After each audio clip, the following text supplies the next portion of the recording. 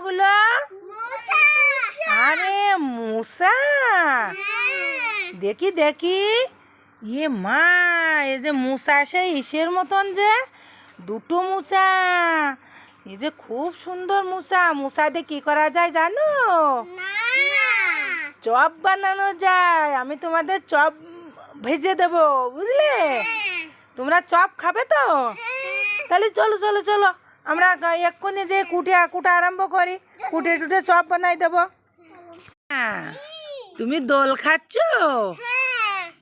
এই দেখো, সেই মুচার সেই চপ বানিয়ে নিয়ে আসছি, দেখেছ? তুমি খেয়ে দেখো কেমন লাগে।